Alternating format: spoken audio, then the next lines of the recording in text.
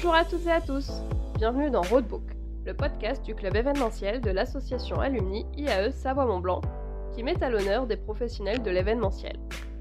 Leur point commun ? Ils ont tous suivi le master événementiel proposé par l'IAE Savoie-Mont-Blanc à Chambéry. Depuis 1999, cette formation a vu passer plus de 400 étudiantes et étudiants sur ses bancs. Je suis Chloé Morard, jeune diplômée de la promo 2020. Durant ce podcast, je vous invite donc à découvrir le parcours et le quotidien de quelques alumni qui, à leur manière, participent aujourd'hui à façonner l'événementiel de demain.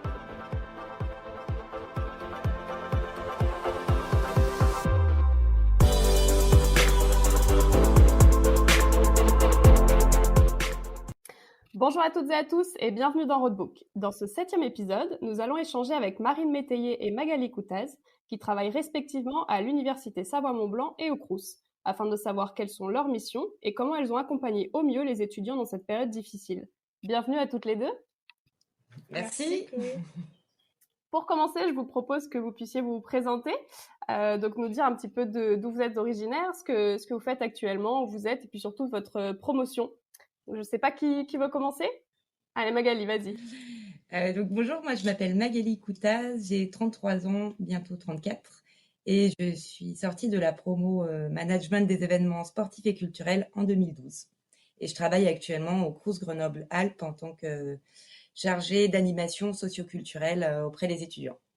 Super, merci beaucoup. Marine, à ton tour. Alors du coup, donc Marine Métayer, moi je suis originaire de Loire-Atlantique du côté de Nantes et je suis issue de la promo 2020 et aujourd'hui je suis chargée d'accueil des étudiants internationaux à l'Université Savoie-Mont-Blanc. Parfait. Alors écoutez, avant de revenir en détail sur votre poste et vos missions actuelles, on va parler un petit peu de votre parcours d'études rapidement. Et déjà, la première question que je pose toujours, c'est quel métier vous souhaitiez faire quand vous étiez petite ? Est-ce que vous vouliez déjà travailler dans l'événementiel ? Pas du tout. Enfin, j'avais pas forcément d'idée spécifique. Je crois que vraiment toute petite, je voulais faire vétérinaire. Et puis j'ai fait un stage de troisième dans un cabinet vétérinaire. Et puis là, j'ai dit non, en fait, c'est pas pour moi. Bah, c'est marrant parce que moi c'était pareil, je voulais être vétérinaire aussi et j'ai aussi fait mon stage de troisième dans un cabinet vétérinaire. Et même chose après, bon bah forcément on change un peu et après dans les études je me suis dirigée vers l'événementiel, mais ouais c'est marrant. Plus de points communs que ce qu'on soupçonnait. Ouais. Ok, donc vous êtes finalement arrivé dans l'événementiel. Comment ça s'est passé ? Comment vous avez pris cette trajectoire ? Moi, au niveau de mes études, d'abord, j'ai fait un DUT GACO, gestion administration commerce à l'IUT de Chambéry. Et c'est vrai qu'à cette époque, j'avais un bon réseau d'amis qui, eux, étaient musiciens parce que c'était une formation qui propose aussi en 3 ans pour les cursus de musiciens et de sportifs de haut niveau. Et j'étais plus attirée par les musiciens que par les classiques, les DUT classiques. Et du coup, j'ai commencé à faire mon réseau là-dedans. Et ensuite, après, je suis allée sur la licence, la 3e année de licence tourisme, hôtellerie, loisirs. Parce que j'avais du dynamisme et c'est vrai que ça me correspondait par rapport au réseau que j'avais commencé à mettre en place. Et du coup, à la fin de la licence, je me suis dit pourquoi pas enchaîner sur le master pour compléter ton niveau d'études. Voilà, c'est un peu comme ça. Très bien. Marine, quant à toi ? Alors moi du coup j'ai plutôt fait un bac dans le domaine scientifique, donc ça n'avait pas grand-chose à voir avec l'événementiel. Et après le bac je savais pas vraiment vers quoi me diriger, j'étais un peu perdue et du coup j'ai fait une licence éco-gestion à Nantes. Et c'est durant cette licence que en fait j'ai pu organiser des événements à travers des projets tutorés, etc. On a été amené à faire des petits événements et je me suis dit pourquoi pas faire un master dans ce domaine-là. Et voilà, c'est comme ça que je me suis retrouvée à faire le master MIE à Chambéry. Comment vous êtes passé du coup de la fin de vos études à votre poste actuel ? Puisque donc Magali, pour ta part, tu avais une envie plutôt d'événements musicaux, si j'ai bien compris. C'est ça. Moi, j'étais plus tournée vers un cursus culturel plutôt qu'événementiel sportif. Même si j'aimais beaucoup l'événementiel sportif et j'ai eu l'occasion, par le biais de la formation, de faire du bénévolat sur des événements où je pensais jamais tomber.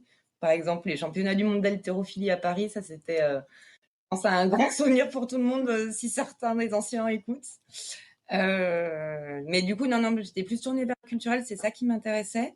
Donc, à la fin de mes études, après, j'ai fait un stage de fin d'études au service événementiel de la ville de Chambéry, où du coup, on couvrait les événements qui à l'époque s'appelaient Cité d'été. Et c'était des concerts une fois par semaine, enfin même 2 fois par semaine dans la ville de Chambéry sur différentes scènes. Et du coup, moi, j'étais chargée de mission, enfin chargée de projet pour ces événements. À côté de ça, pendant mes études et après, à la fin de mes études, j'étais beaucoup investie bénévolement. Donc, j'ai fait énormément de bénévolat, surtout dans le milieu culturel et beaucoup à Chambéry aussi, soit en lien avec la mairie ou des structures culturelles de la ville. Et du coup, c'est vrai que j'ai développé un réseau qui a été assez intéressant, en tout cas localement au niveau Savoie et Isère. Et ça m'a permis du coup d'obtenir mon premier poste derrière dans une association de médiation, ce qu'on appelle médiation culturelle, mais plus communément appelée de booking d'artistes et gestion d'artistes dans la musique. Donc cet asso est toujours basé à Aix-les-Bains. Et moi, j'ai été embauchée parce qu'il venait de fusionner avec une structure parisienne. Et du coup, il y avait une surcharge d'activité. Donc, ça a permis d'ouvrir un poste. D'accord. Et tu es resté combien de temps Je suis là-bas? restée 5 ans. 5 super années parce que c'était une ambiance assez particulière parce que c'est une association à la base qui a été montée autour d'un projet, un projet de groupe de musique d'amis. Donc les gérants de la structure, c'était vraiment à la base un projet amical qui leur a permis après de se développer d'un point de vue professionnel. Et au bout d'un moment, ils se sont dit, ben, toutes les compétences qu'on a acquises pour développer notre groupe, ce serait quand même intéressant qu'on puisse le mettre à profit d'autres artistes. Et du coup, après, ils ont développé l'association encore plus professionnellement parlant, en embauchant des salariés pour pouvoir développer plein de compétences différentes, autant du booking, de la prestation salariale, de la recherche de droits d'auteur. Voilà, il y a plein de choses, quoi. Ok. Ça a été le dernier poste que tu as eu avant d'arriver aux Ouais, courses? c'est ça. J'ai encore Ok. là-bas. Après, j'ai pris une petite année sabbatique parce que j'en avais besoin et que j'avais beaucoup bossé. Enfin, moi, j'ai toujours travaillé en plus de mes cours. Donc c'est vrai que depuis mes 18 ans, j'ai pas arrêté de travailler tout le temps. Et là, j'avais besoin de prendre ouais, une année parce que je savais pas aussi si je voulais continuer dans le milieu culturel. Il y avait des choses qui m'avaient déplu. Et puis les perspectives d'évolution étaient un peu compliquées. Et du coup, je me posais un peu des questions, peut-être d'une reconversion enfin, à voir ouais, voilà, si je continuais ou pas. Et du coup, pendant l'année, bah, j'ai pris un peu mon temps, j'ai fait des jolis treks vélo, je suis partie à l'étranger quelques mois. Ça m'a permis aussi, parce qu'en parallèle, j'étais présidente et maintenant trésorière d'une asso qui organise un festival à Chambéry, qui s'appelle Les Nuits de la Roulotte. Ça m'a Mhm. permis de m'investir, enfin de faire une édition complète sans avoir la pression du travail à côté, parce que c'est un engagement associatif qui est très lourd, qui est très intéressant, mais qui est très lourd. Et du coup, c'est vrai qu'on le faire en même temps que son travail, c'était un peu compliqué.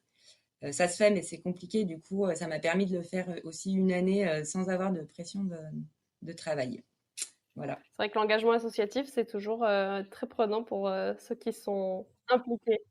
C'est toujours très prenant et c'est quelque chose que je lâche pas. Donc voilà. Et qui me plaît, qui me plaît encore. Donc pour l'instant, je suis toujours dans cette association et aussi dans d'autres. Et je tiens à garder ça en parallèle de mon travail, où il me manque des fois un petit peu de culturel. Donc ça me permet d'avoir un pied dedans. Très bien. Alors Marine, je voyais que tu acquiesçais sur certains points. Comment ça s'est passé de ton côté? Bah moi, ça va être un peu plus court pour le coup parce que donc j'ai fini mon master l'année dernière et en fait j'ai fait mon alternance au sein de la direction des relations internationales de l'USMB, donc en tant que chargée de projet événementiel pour les étudiants internationaux. Donc là, je m'occupais de tout ce qui était événements d'accueil et d'intégration. Donc on pouvait organiser des visites de la région, des sorties culturelles, un week-end au ski, etc. Enfin, voilà, c'était assez varié.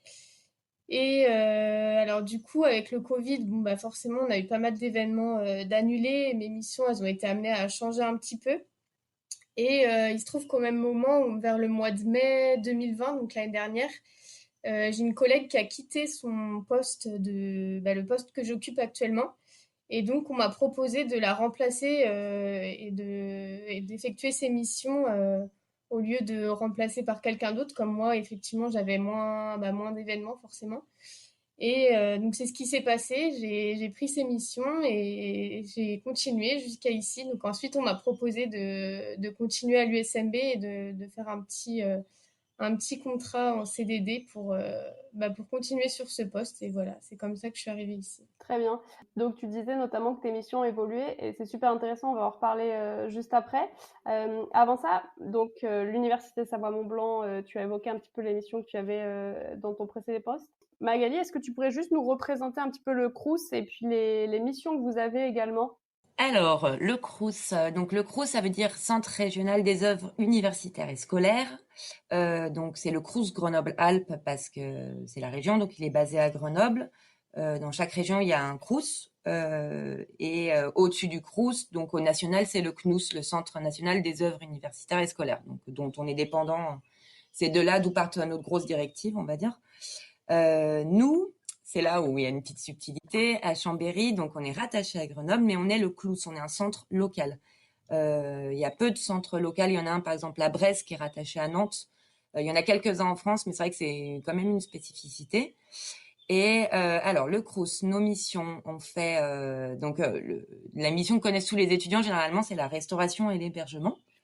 Les restaurants universitaires, les cafétérias universitaires, c'est le Crous. Généralement, on a un petit peu le monopole sur les sites universitaires. En tout cas, à Jacob, c'est le cas. Il n'y a pas d'autres points de restauration.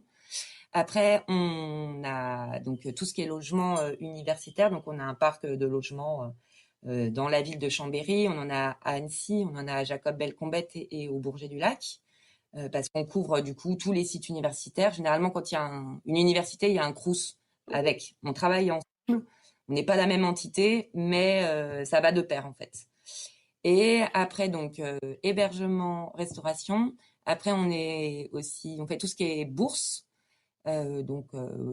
Bourse à l'année pour les étudiants boursiers ou des aides spécifiques, demandes d'urgence, etc. On a un service d'assistante sociale et on a aussi un pôle culture, sport et animation. Est-ce que c'est Voilà. le pôle du coup dans lequel tu évolues? C'est exactement le pôle. J'essaie de voir si j'ai pas oublié. Non, non, mais c'est exactement ça. J'essayais de voir si j'avais pas oublié d'émission, mais non. Oui, c'est le pôle dans lequel j'évolue moi. Donc la spécificité, c'est qu'à Grenoble, ils sont 7 ou 8. Il y a un directeur culturel, il y a un responsable pour l'animation et une responsable pour le sport. Et moi, du coup, je suis un peu déléguée de cette équipe-là à Chambéry et je couvre du coup toute l'université de Savoie, Annecy, Bourget et Jacob. Et je suis toute seule avec une aide de temps en temps de service civique où là, par exemple, cette année, je recherche des services civiques et des alternants. Un alternant, en l'occurrence. Et on diffusera les offres d'ailleurs dans la newsletter. Exactement. Des offres très alléchantes. J'aurais plaisir à travailler avec un futur étudiant. Super. Écoute, Marine, du coup, quelles sont les missions, toi, de la direction dans laquelle tu travailles, du coup, cette année? Alors en fait c'est assez large parce que au sein de la direction des relations internationales on est divisé en plusieurs pôles. Donc il y a des pôles qui s'occupent plutôt des partenariats, un autre qui s'occupe plutôt des étudiants sortants, donc ceux qui vont aller par exemple faire un Erasmus ou un autre échange. Et voilà, il y a plusieurs pôles. Et nous, avec mes collègues, on est trois et on est au pôle accueil. Et donc, on s'occupe de tout ce qui est accueil et intégration des étudiants. Donc, j'ai une collègue qui est plutôt sur les étudiants en échange. Estelle, qui est en alternance, qui est en MIE cette année, qui est, elle, du coup, à mes missions de l'année dernière, donc sur l'événementiel. Et donc, moi, qui est chargée d'accueil des étudiants plutôt hors échange. Donc, on appelle ça les étudiants free movers, en fait. Ils viennent d'eux-mêmes en mobilité individuelle, mais pas dans le cadre d'un partenariat avec leur université. Et voilà, du coup, mes missions, c'est assez large. Enfin, ça peut être des renseignements administratifs et pratiques. Il y a aussi un peu d'animation, des recherches de logement, des questions sur le visa, la santé, la vie pratique en France. Enfin voilà, c'est assez large. Tu sais combien d'étudiants ça représente, cette partie-là à peu près? C'est beaucoup? Alors, en fait, au sein de l'université, il y a environ 15 000 étudiants sur les 3 campus et les étudiants internationaux, c'est 10%, donc environ 1500 étudiants, dont une grosse partie d'étudiants free movers quand même. D'accord. C'est difficile à estimer en termes de chiffres, mais les 3 quarts, quoi, à peu près. Ok. Magali, est-ce que tu veux du coup en profiter pour développer un petit peu tes missions concrètement aussi? Tout à fait. Mais je rebondis à Marine parce que c'est vrai que c'est des étudiants après qu'on retrouve généralement chez nous. On travaille quand même de pair avec son service parce que oui, on accueille les Erasmus et c'est vrai qu'on a des free movers aussi souvent. Donc voilà, c'est drôle. Alors, mes missions. Donc moi, je travaille donc avec les 3 sites universitaires, enfin sur les 3 sites universitaires avec, on va dire, je suis plus présente sur le site de Jacob parce que c'est là où j'ai mon bureau physique. Donc, je suis chargée d'animation socio-culturelle. Donc, c'est assez large en fait. Donc, je propose des animations. Ça peut aller d'ateliers do it yourself, d'ateliers sur le bien-être, le développement durable, de soirées-concerts, de cours de sport, de sorties via ferrata ou escalade. Donc, c'est vraiment hyper large. Donc, je te propose des animations dans les résidences ou dans les lieux qui sont dédiés au Crous. Donc, je peux très bien proposer une animation dans un resto U tant que je fasse en sorte que ça corresponde à l'animation. J'ai pu proposer il y a 2 ans un concert de début d'année avec une initiation à la danse. Ça, j'ai pu le faire au resto U de Jacob. Donc, c'est vrai que j'ai cette possibilité-là de pouvoir aménager des salles en lieu autre, type lieu de concert ou salle de sport. Voilà. Après, je m'occupe aussi, donc depuis cette année, parce qu'effectivement, mes missions, elles ont aussi évolué dû à la crise Covid, parce que pendant un moment, on n'a plus pu faire vraiment d'animation. Enfin, on en proposait en ligne, mais en tout cas en physique, c'était plus possible. Donc, depuis cette année, je m'occupe aussi des référentes de résidence. C'est un dispositif qui a été mis en place dans toute la France, dans toutes les résidences Crous. Et c'est pour que les étudiants se sentent moins isolés et puissent parler à un père et, que le père puisse faire, enfin l'étudiant en question puisse faire le lien entre la direction et l'étudiant et aussi cibler très rapidement parce qu'on a eu une grosse crainte, enfin on a eu des grosses craintes à l'automne sur les étudiants qui étaient en difficulté.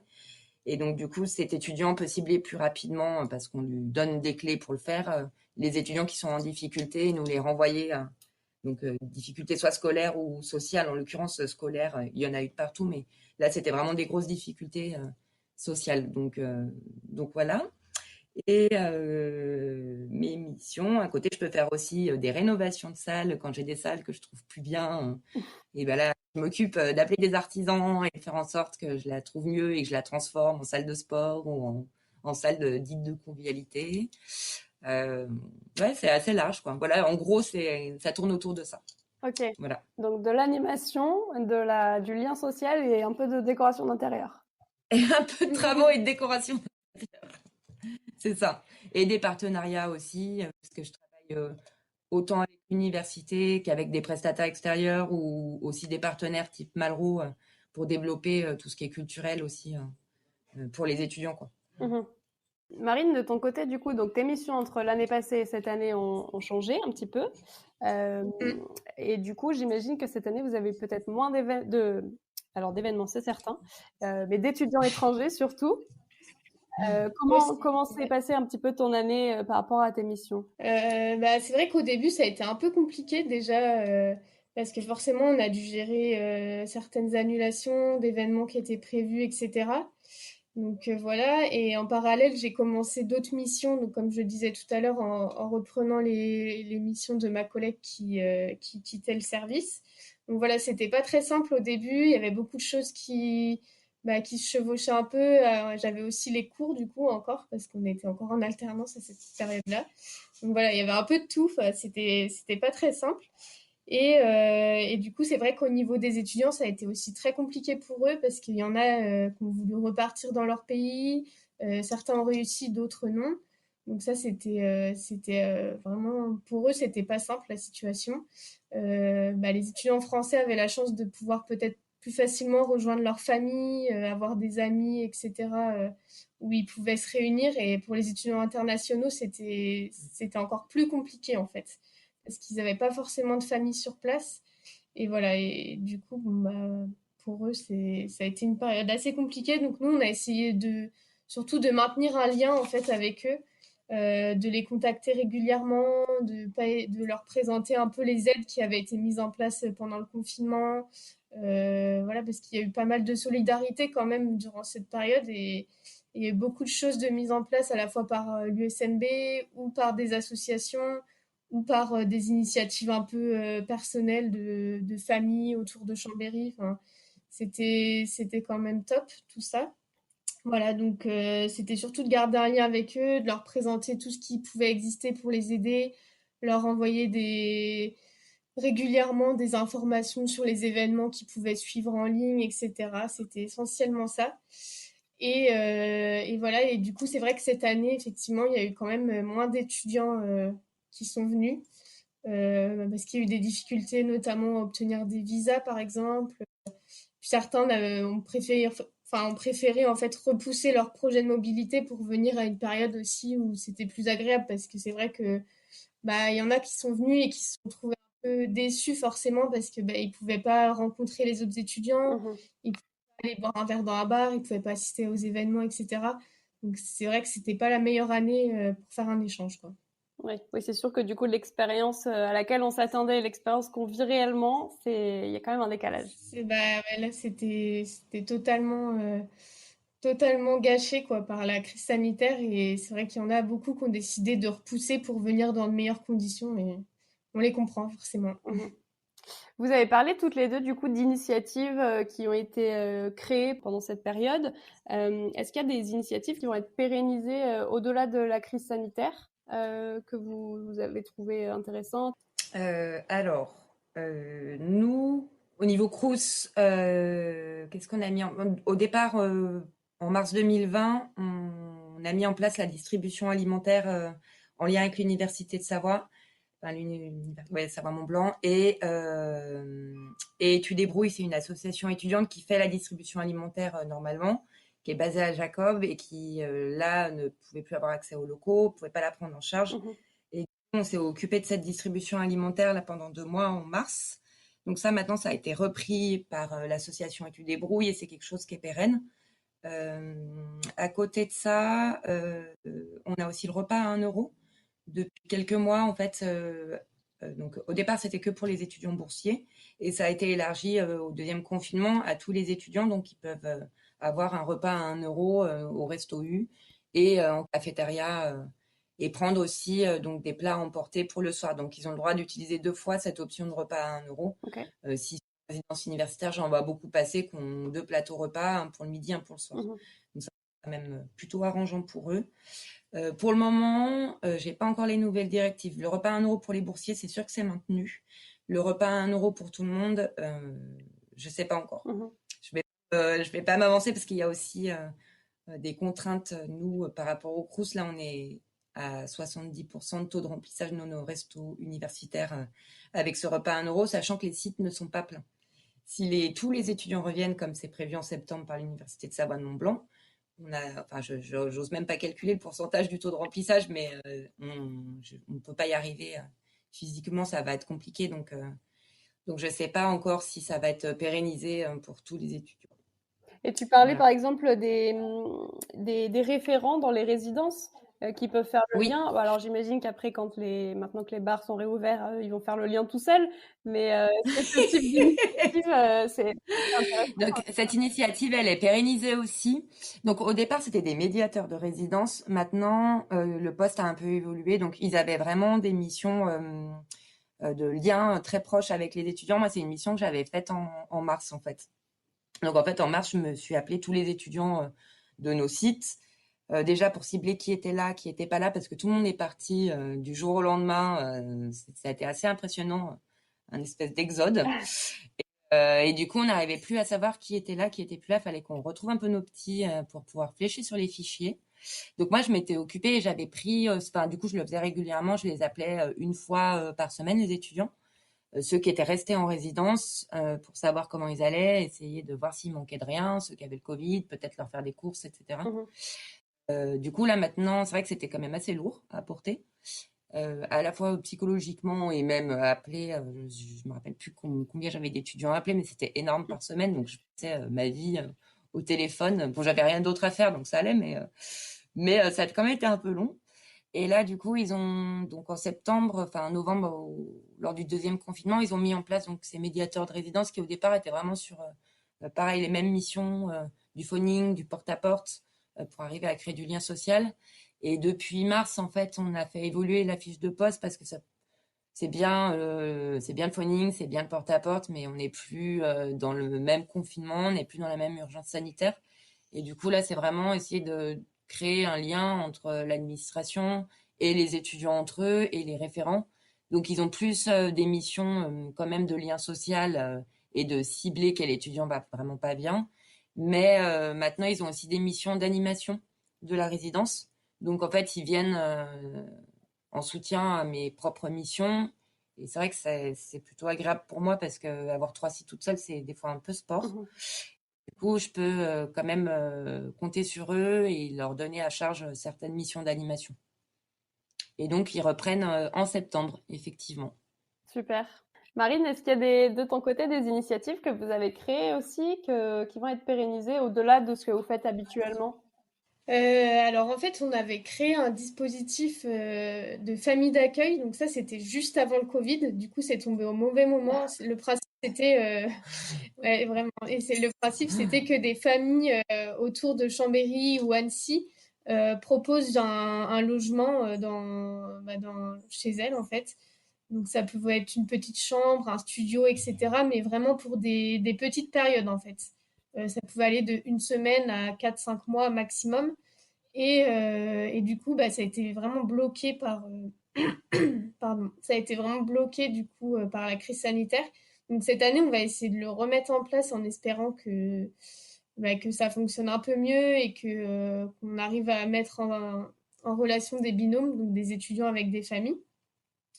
Donc ça va être la principale initiative qui va être renouvelée.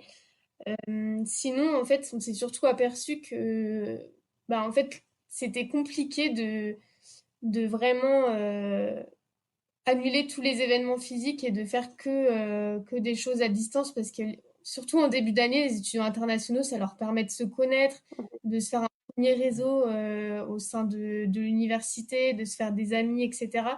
Et là, cette année, en fait, bah, ils n'ont pas eu cette occasion-là. Donc, c'est vrai que ça a été beaucoup plus compliqué pour eux de s'intégrer. Au lieu de mettre peut-être un mois à s'intégrer, ils vont mettre 3-4 mois parce que justement, il n'y a pas eu tous ces événements de rentrée qui leur ont permis de connaître d'autres étudiants. Donc, en fait, cette année, on va vraiment s'axer sur ça, leur proposer différents événements de rentrée. Donc, ça va être un peu un mix des deux. On a prévu un peu des choses à distance et aussi en physique parce que voilà, on aimerait bien quand même que, euh, que tout le monde puisse se retrouver et que tout se passe bien, on espère. Mais voilà, et on a aussi prévu, donc c'est un peu différent des étudiants que tu parlais dans les résidences, mais en même temps, ça se rapproche. On va faire appel à des étudiants relais internationaux. Donc en fait, chaque année sur les campus, en début d'année, il y a des étudiants relais qui sont embauchés, donc c'est des petits jobs étudiants. Et ils sont là pour renseigner les nouveaux étudiants, leur donner des infos pratiques, leur faire visiter le campus si besoin, voilà, distribuer de la documentation. Et du coup, cette année, nous, au service des relations internationales, on va avoir 2 étudiants relais internationaux par campus, donc 6 en tout. Et voilà, après, ils vont avoir un peu les mêmes missions que les autres étudiants relais, mais avec un côté plus international. Bah, déjà, s'ils peuvent parler anglais, ça peut être mieux aussi avec les étudiants. Et puis, il y a quelques infos. Il y a des infos générales qui vont aller pour tout le monde, mais il y a des infos qui sont vraiment spécifiques aux étudiants internationaux. Donc là, ça va être intéressant d'avoir des étudiants relais vraiment spécifiques pour ce domaine-là. Et alors ça, on n'est pas encore sûr, mais si on peut, on aimerait bien qu'ils puissent aussi les accompagner dans leur démarche à l'arrivée en France, donc les accompagner à la banque pour ouvrir un compte bancaire, par exemple, ou les accompagner tout simplement, faire une carte de transport, enfin, des démarches qui nous paraissent assez simples, mais au final, quand on arrive dans un pays étranger, c'est pas si simple que ça. Non, c'est Donc, sûr. ça, on est en train de voir si c'est possible ou pas en termes juridiques au sein de l'université, mais on aimerait bien que ça puisse se faire cette année aussi. Ok. Même pour les non internationaux, hein, c'est pas simple. C'est Je te vrai. rassure. Il y en a, Pas ils toujours. comprennent toujours pas ce que c'est que la CAF. Mais Ouais, Donc, ça peut voilà. être utile. oui, ça peut être utile parfois. Super, donc super transition Marine. Est-ce que tu as d'autres initiatives que vous allez reprendre peut-être au sein du Crous, que vous aviez dû mettre en pause à cause de la pandémie vous aussi et que vous avez, j'imagine, hâte de remettre en route? Oui, globalement, de reprendre toutes les animations en présentiel avec une jauge non limitée, ça c'est sûr que ça va être super. Nous, en début d'année, on fait des pots de rentrée où justement on a nos étudiants référents qui sont là. Là, l'idée cette année, c'est aussi d'inviter les étudiants, soit relais santé, enfin globalement un peu tous les étudiants qui sont relais, info, santé internationaux, pour qu'ils soient présents aussi sur ce qu'on appelle ces pots d'accueil, pots de rentrée.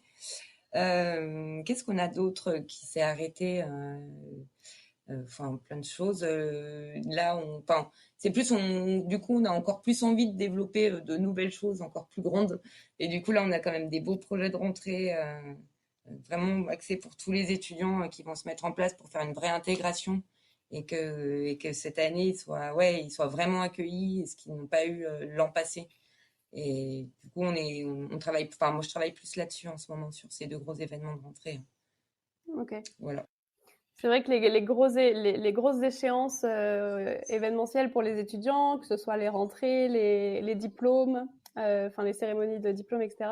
C'est des choses, je pense, qui ont quand même beaucoup manqué sur cette période et qui permettaient de se retrouver, de marquer un début ou une fin. Et voilà, c'est des choses qui n'ont pas pu être faites. Donc j'imagine que vous, comme les étudiants, serez contents de pouvoir remettre tout ça en place. C'est sûr. Complètement.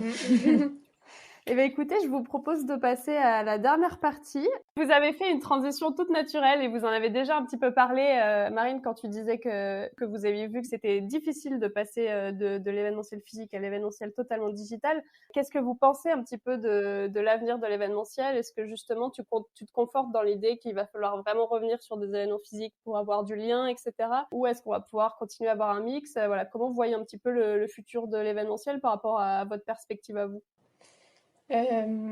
Pour ma part, oui, comme je disais tout à l'heure, je vois pas des événements 100% digitaux. Là, pendant la crise, c'est sûr que c'était top parce que ça nous a permis quand même de faire des choses, de mettre des événements en place malgré le confinement, etc. Donc, ça nous a quand même bien aidé pendant la crise sanitaire. Mais après, je vois pas ça durablement, en fait. Enfin, je pense que les gens ont quand même besoin de se retrouver. Là, on le voit chez les étudiants. L'année dernière, par exemple, on a dû annuler la semaine d'intégration à la rentrée. Donc d'habitude, ça se passe à la FECLA et tout ça, c'est hyper convivial.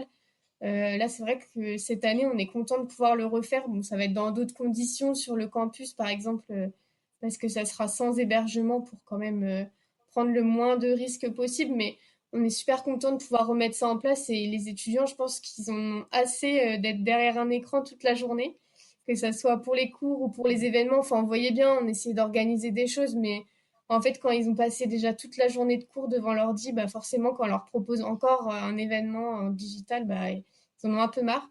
Voilà. Mais après, je pense que ça nous a quand même permis de faire beaucoup de progrès, de découvrir aussi de nouvelles choses.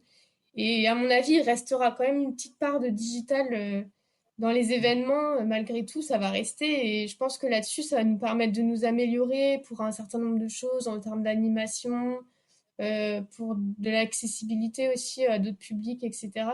Je pense qu'il y a beaucoup de choses qui vont nous permettre de nous améliorer, mais voilà, plutôt intégrer le digital dans l'événementiel physique, je pense. Et pour le coup, le digital, effectivement, a dû nous faire travailler d'autres compétences qui, pour le coup, toi qui es en début de carrière, vont être utiles, j'imagine, tout au long des postes que tu auras par le futur. Donc, il y a quand même un petit peu de positif. Oui, c'est sûr, faut toujours voir le petit côté positif, même si c'est vrai que ça n'a pas été simple de tout imaginer à distance, etc. C'était compliqué quand même. Mais voilà, oui, il faut regarder le bon côté et ça nous servira à tous, je pense. Je rejoins complètement Marine. Voilà. Non, mais ouais, je suis assez d'accord qu'il faut du lien social et qu'il faut qu'on se retrouve, ça c'est une évidence. Après, je pense que c'est vrai que le digital, ça nous a quand même permis de développer plein de petits événements, ou en tout cas de garder ce lien social qu'on aurait perdu si on n'avait pas eu ça. Et ça nous a obligés à nous renouveler et à être plus créatifs. Et ça, j'ai l'impression que c'est quand même très important dans le travail en général. C'est de toujours faire en sorte de se renouveler sur nos événements, faire en sorte d'être créatif, euh, oser peut-être encore plus et du coup sortir un peu des sentiers battus. Et j'ai l'impression qu'il faut que l'événementiel en général tende vers ça. Et en gardant bien sûr du présentiel et peut-être en mettant pas toutes ces billes non plus dans le même panier. Alors là, je parle pas forcément pour le Crous, mais pour une structure en général, c'est vrai qu'il faut, à mon avis, diversifier au maximum ses missions pour justement qu'un temps de confinement ou si une nouvelle pandémie, ce que je n'espère pas, mais arrive, elle puisse rebondir sur une autre mission qui permet de faire tourner la structure aussi. Et trouver un peu le bec dans l'eau, son chiffre d'affaires. Voilà. Effectivement. Eh bien, écoutez, merci pour cette note finale positive quand même. Je vous souhaite en tout cas beaucoup de courage pour vos projets de rentrée qui vont faire beaucoup d'heureux, je pense, de se retrouver en physique. Et puis, je vous remercie d'avoir passé ce moment avec nous pour vous parler un petit peu de votre quotidien et de comment vous avez pu accompagner au mieux les étudiants cette année. Merci beaucoup, Chloé. Merci. À bientôt. À bientôt. À bientôt. Toute l'équipe du club événementiel de l'association Alumni IAE Savoie-Mont-Blanc vous remercie d'avoir écouté cet épisode jusqu'au bout. Pour rappel, l'objectif du club événementiel est de rassembler et d'animer la communauté des professionnels de l'événementiel issus de l'IAE Savoie-Mont-Blanc. Si vous êtes un ou une ancienne étudiante et que vous êtes intéressé pour venir échanger sur votre parcours dans ce podcast ou que vous ne faites pas encore partie du réseau, vous pouvez écrire à réseau.master.événementiel@gmail.com. Enfin, n'hésitez pas à nous faire des retours en commentaire. Et si cet épisode vous a plu, n'oubliez pas de nous mettre un like pour nous encourager et surtout de partager cet épisode à vos camarades de promo, mais pas que.